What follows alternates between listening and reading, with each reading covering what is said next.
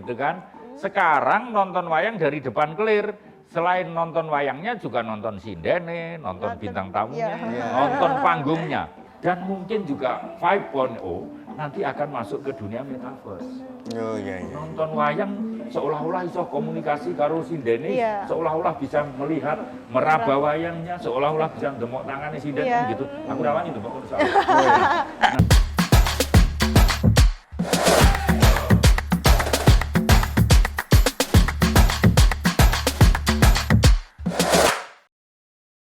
Bagaimana cara mengemasnya, Pak? Mengemas bagaimana wayang itu biar bisa sampai ke bawah, kalangan bawah, terus kemudian sudah di era tantangan 4.0 dan di era ekonomi kreatif ini, Pak. Ya, kemasannya sekarang gini, kan ada beberapa elemen gitu ya. Pertama, wayangnya ya harus dijaga yang baik. Dalangnya, sindennya, niyogonya juga harus selalu menjaga kualitas, tata panggungnya yang bagus. Sehingga ini kalau kita bicara, dilihat tes itu udah langsung menarik. Nah, kemasannya, pertama itu kemasan untuk pagelaran yang konvensional. Artinya ditanggap, ditonton masyarakat. Kemudian menanggapi era istilahnya era 4.0, era teknologi informasi ini, teman-teman kan sekarang anak muda itu nontonin yang handphone ya. Betul. Nah, jarang banget yang nonton langsung di depan gitu ya. Nah, para dalang juga harus kreatif dalam arti begini. Klasiknya tetap dijaga. Jalan ceritanya juga tetap dijaga sehingga tidak kehilangan ruh, ya. Tetapi daya tariknya juga harus ditambah kreativitasnya supaya tambah banyak yang berminat. Sekarang kalau kita amati di YouTube itu, apa sih yang menarik? Antara lain yang viewernya tinggi, ya, itu horor, kemudian entertainment, kemudian musik, kemudian seks dan pornografi, tapi itu dicoret, tidak boleh kan? Tapi kalau boleh itu yang nonton pasti banyak kan gitu. Pasti. Makanya kita coret. Selanjutnya adalah komedi, gitu. Nah, selain keindahannya, juga teman-teman berkreasi bagaimana tontonan ini menarik dan segar. Gitu kan, menarik dan segar. Nah, bisa mulai membuat konten-konten pendek tentang wayang, tentang nasihat pewayangan, tentang apa itu wayang, tentang lucunya para pelaku seni di dunia pewayangan. Kan gitu. Misalnya tuh yang ngetop kayak Pak Mas Seno dipotong-potong, kayak Abri Mimin juga dipotong-potong, kayak saya sendiri yang baik sama Abri Mimin sama Megan itu juga dipotong-potong. Nah, dari situ kemudian berawal ketertarikan mereka. Kalau sudah mulai tertarik, kemudian mereka akan nonton wayang itu seperti apa sih sebenarnya. Nah, dari situlah kemudian kita mengedukasi. Nah, kreativitas kita inilah gitu ya, yang harus kita kemas dengan baik dan selalu kita munculkan, selalu kita informasikan. Baik Sobat Bersinar, tadi sangat menarik sekali ya perbincangan dengan Pak Dalang ini. Tapi sempat beberapa kali saya ada kesempatan gitu ya untuk melihat Pak Dalang tuh bersama timnya atau tim pertunjukannya tuh menggandeng anak muda. Baik main gamelannya, baik entertainnya, itu gimana sih Pak caranya mereka biar agar mau gitu loh untuk melakukan pertunjukan wayang, kan jarang sekali apalagi anak muda gitu Pak. Jadi gini, kebetulan kan saya juga ketua Pepadi Klaten ya, ketua umum Pepadi Klaten. Saya memang membina keberlangsungan dari generasi ke generasi. Yang sepuh tetap kita jadikan guru gitu ya. Kemarin tuh Pak Gaib itu usia 80 sekian, kita fasilitasi untuk manggung atau dalang di TBJT Surakarta. Nah, kemudian juga yang senior-senior ada wadahnya. Terus ini ada dalang muda Klaten juga ada. Dalang muda Klaten itu rata-rata umurnya 20-an, ada yang umur 14. Itu mereka pentas bersama dalam satu panggung, membuat perform bersama. Bahkan sudah kemarin ke Jakarta pentas di sana, malah terus dihampirke sarapan di rumahnya Pak Gubernur DKI. Gitu. Aku terus apa ini politik apa enggak ada politik, kita apa siapapun juga yang mau memfasilitasi kita siap kan gitu toh. Diundang neng Indonesia apa wae ya kita kalau bisa hadir ya hadir. Nah, terus kemudian nanti setelah dalang muda selanjutnya adalah dalang remaja.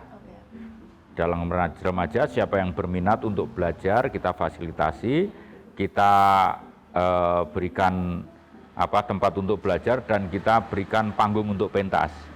Setelah dalang remaja, program berikutnya nanti juga ada dalang anak. Nah, itu mudah-mudahan dari generasi ke generasi nyambung. Itu pelakunya. Nah, yang juga harus kita edukasi adalah masyarakat umum, penggemarnya. Kalau pentasnya bagus, orang sing nanggap, orang sing bayar, ya merongos sama aja kan gitu. Nah, itu semua diedukasi. Caranya mengedukasi ya dengan berbagai semua kita pakai gitu. Salah satunya ya dengan kreativitas teman-teman. Gitu, kreativitas kita, kemudian kita memanfaatkan teknologi informasi, bagaimana membuat konten di YouTube, bagaimana membuat konten di TikTok, bagaimana membuat konten di yang lain. Ya, sudah mulai ada yang belajar, tapi insya Allah sih saya bercita-cita punya semacam tempat pelatihan seni budaya Jawa gitu. Luar biasa nih bagi Sobat Bersinar yang pengen bergabung sama Pak Dalang, langsung aja kalau besok sudah launching ya Pak, amin ya Pak ya, bisa langsung hubungi Pak Dalang. Itu di mana Pak? Ini rencana akan di mana? Rencananya kalau nggak di Karanganom Mudal, di Randulana. Oh, sudah direncanakan ya, ini ya? Sudah sedang kita desain tempatnya, nanti kurang lebih di depan gitu ada istilahnya panggung pertunjukan terbuka, kemudian ada kantornya, ada tempat workshopnya, kemudian ada ruang kelasnya. Jadi nanti siapa yang mau belajar seni, semua nanti ada wayang, ada gamelan, ada tari, ada MC, MC Jowo gitu kan. Nah, termasuk bagaimana kita menjadi pelaku ekonomi kreatif di dunia seni. Tentunya ada guru yang profesional sudah berkecimpung gitu ya Pak. Nanti kita datangkan para praktisi-praktisi hebat, para guru-guru yang memang bisa, yang akan membimbing secara intens ada, yang sekali waktu kita hadirkan untuk workshop juga nanti ada. Mantap gitu. sekali. Luar biasa.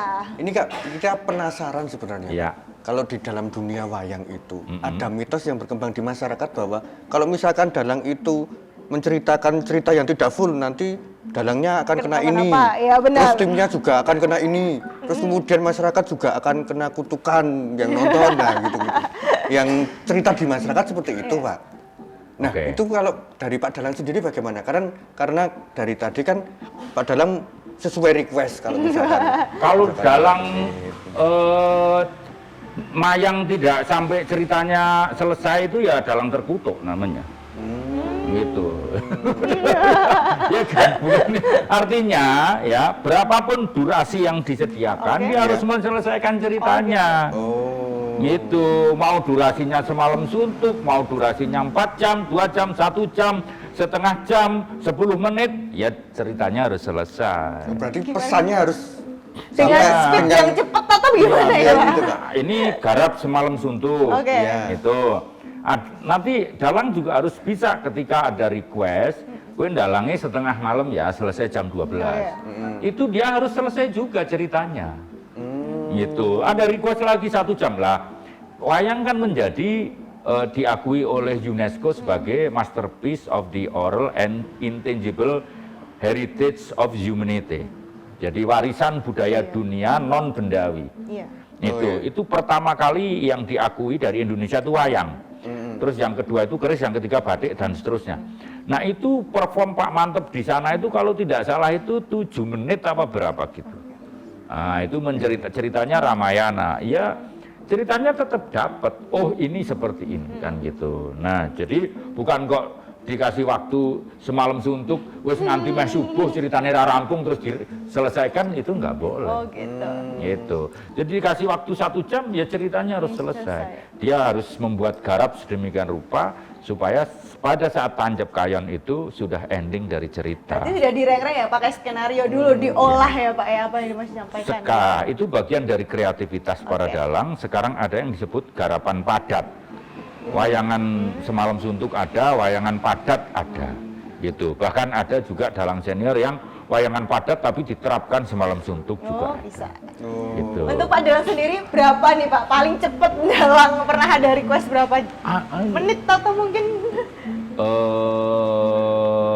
menit pernah. 10 menit. Wow. Nah, selesai juga ceritanya. Berarti secara pesan harus memang selesai dulu ya? Lah kalau Secara pesan. di TVRI dulu ada acara Cempala. Oh ya. Iya. Cempolo itu wayangnya 20 menit, sisanya menjadi 1 jam itu kemudian talk show begini.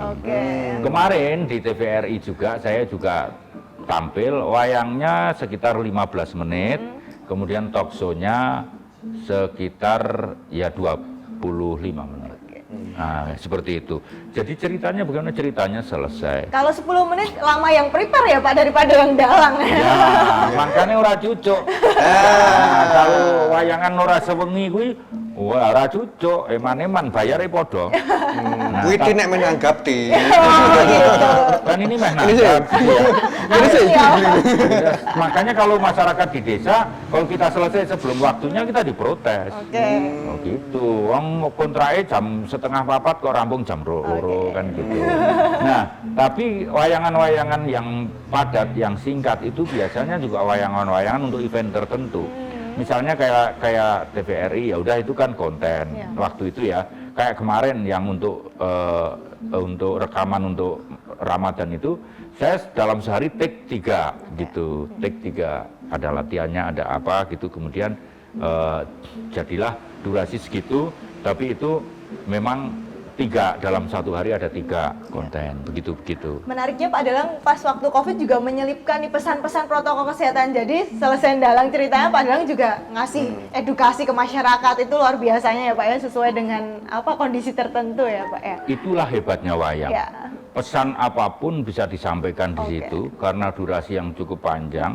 Kemudian ini sekarang ya, penataan sekarang itu ini kan cerita. Terus kemudian ada limbuan.